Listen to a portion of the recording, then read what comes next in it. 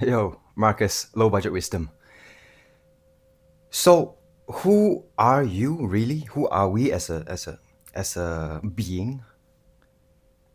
If your answer is, oh, right, I am my brain, because the brain is the smartest organ, then you're contradicting yourself. You have just called your brain an organ, and you have identified yourself with this organ. And so, isn't that also just like identifying yourself with any other body part, any other physical body part, like your bowels, for example, your intestines? Yes, it is a part of you, but we can't really call ourselves our intestines, right?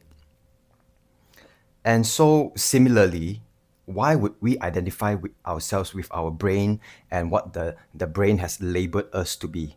Oh, I am someone who is 6 foot tall. I am someone who makes 100K per year.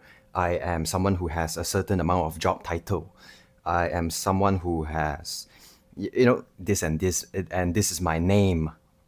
I identify myself as my name and whatever personality traits that I have decided I am, right? So your brain creates all these labels and we identify ourselves with these labels.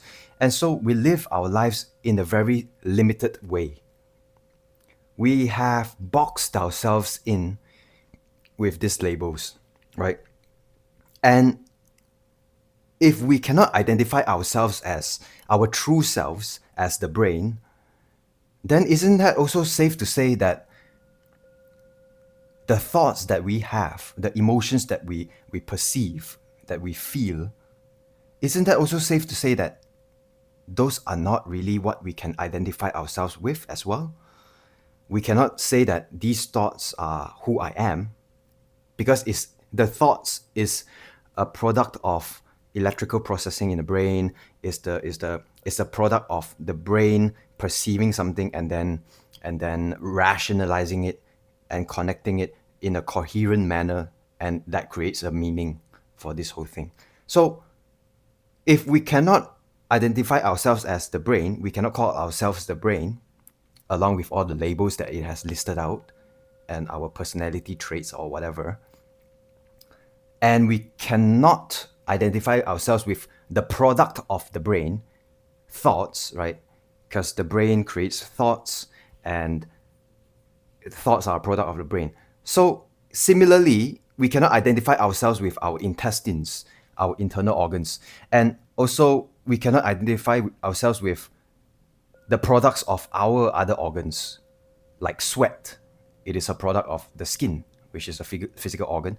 Like poop, it is a physical product of our intestines, large intestines, our bowel. We cannot identify ourselves as stomach acid, which is a product of the stomach lining. So similarly, we are not the brain and its products of thoughts and emotions, or even the egotistical listing of what our personalities should be.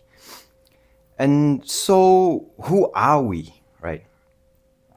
If we're not our brains, we are not the labels that we give ourselves since our birth, our names and where we live or even our thoughts, then isn't it safe to also say that we are the awareness, we are the thing, we are the being, the energetic conscious being that is aware of what this physical body is trying to do,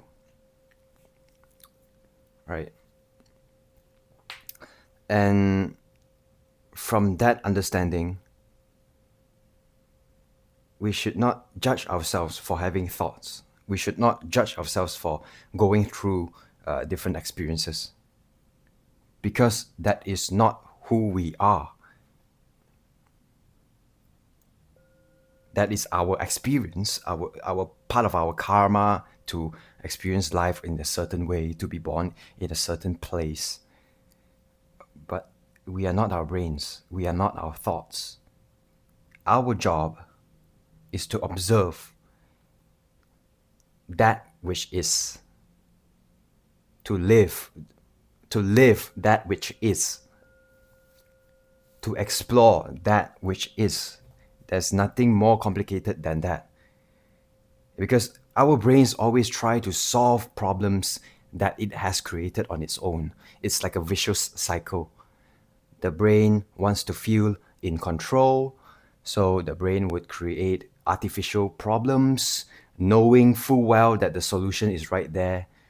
And so it feels productive. It feels like we're in control of our lives. But that is a false kind of truth. It's not truth. It's a man-made truth. We create problems in our relationships, in our whatever life with our brains. We overthink. We create all these scenarios of what might happen, what might not happen, and what this would lead to if this event happened at this exact time, in this exact place, in this exact way. How can I deal with that? But it has not happened. So we are perpetually living in the future, trying to plan all these different routes of what could happen and how best I can deal with this problem. Perpetually living in the future, or we are perpetually stuck in the past, unable to move forward, unable to experience and perceive things in a different way other than the past, because we have held on to that label for so long.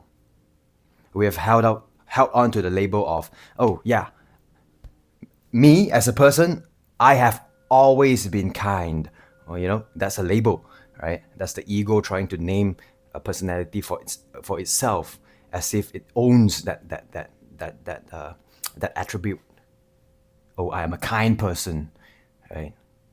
The moment you call yourself kind is the moment you should realize that that is your ego identifying yourself and your personality with what kind implies to you. You may be kind, you may think that you are kind, but to another person of a different perspective, or to another person of a different level of wavelength or like consciousness, that person may not perceive you as kind, because this is a label that you have created for yourself, not how other people may view you. And so that is where the great separation between people happen. That is how humanity is so separated, because we have labeled ourselves as, oh, I am from this country. I identify myself as someone from this particular country. I identify myself as this particular social status. I identify myself as this particular level of job, right? Anybody who is lower than me, or anybody who I perceive as is lower than me, I do not entertain. They are below me. Anything or anyone that I perceive as higher above me, that I put on a pedestal for, I cannot touch them as well. And so the great separation happens. And we only accept and mix around with people around our caliber, around our level. But this is man-made as well. It is made up, it is a product of our brains. And so we cannot really identify 100% to these products of the brain, products of the ego. So what's the solution? What's the solution that maybe we could come back to a place of truth, a place of knowingness, a place of just being? It is by slowly understanding why you are living up to the labels that you have put on yourself. Where have you gotten this idea of having to be a certain way, of for example, of love having to be a certain way? If it's not a certain way that I expect it to be, then it's not love, right? Then I have not found my love yet. I have not found my soulmate yet. You see, it's labels again. It is built upon the weak foundation of expectations. We expect love to be a certain way based on maybe programming from the movies that we watched since we were kids, or from TV Korean drama series, or we have grown up watching our parents love each other in a certain particular way. And so we are locked into that narrow world view of what love should be, of what money, being wealthy should look like, or what a boy, a guy, a man should be, or what a woman should be.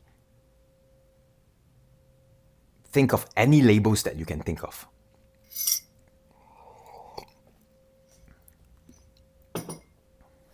And try to understand. Try to go back and try to understand how you have formed this particular belief of how certain things should be like. And so if we have labels for every single thing, doesn't that hold up a lot of space in our memory, in our brain? Don't we have to keep on? It's like keeping hundreds of tabs open on Google Chrome, hundreds of tabs open on YouTube, on your web browser. It's gonna take up a lot of processing power. Your brain is a computer. It computes different events by absorbing and collecting data from your five senses: taste, touch, feeling, hearing, sense of smell, sense of sight, or maybe even your sixth sense if you're at that level. If you're aware of that power that we all inherently have, right? All these senses feed data into your brain to be processed, and then it creates a cognition, a recognition of what is happening around in our immediate surroundings, right? So labels will always limit our experiences to that which we believe it entails. That's it. That's the message. That's the message, right? See what kind of expectations you have, what kind of labels that you put onto different things. Success means I have to earn $1 million a day, every single day for the next 30 years. If I miss by 1 cent, if I miss by $1, then I am a failure. You see, that's how we list out and label our goals of what health means. Health means I have to be 6 foot tall. I have to have brown, luscious hair. Being healthy means I can run a marathon every single day without getting tired. Being healthy means I have to eat salad once every single day. I have to do certain things like this. It has to be exactly as my expectation. You see how funny it sounds when I say it out loud like this? Being wealthy means I have to drive a certain car. I have to drive a Ferrari. I have to own it. But then we proceed to go to the bank and borrow money to put on a down payment on this new car. We drive it for a few years and then we get bored of it. You see how funny it feels like? I mean, if that is something that you have to go through to understand, because we have to experience to truly understand, then by all means, please go do it. Follow your heart. If your heart wants and needs to experience a certain thing, needs to experience how limiting this thing is, sometimes we gotta just go do that for a little while, right? But hopefully what I say resonates with most of you at least, and maybe you could introspect a bit, like, why do I do certain things like this? Why do I have certain beliefs like this? Why do I label different things? And how does it help me, or how does it hurt me, right? Thanks for watching, guys. If you have reached this far, please do subscribe. It would mean a lot to me. Comment down below if you have any thoughts, any opinions, or anything you would like to share. And share this video if you feel like someone else might benefit from it. I'll see you guys in the next one. Thanks for watching. Bye.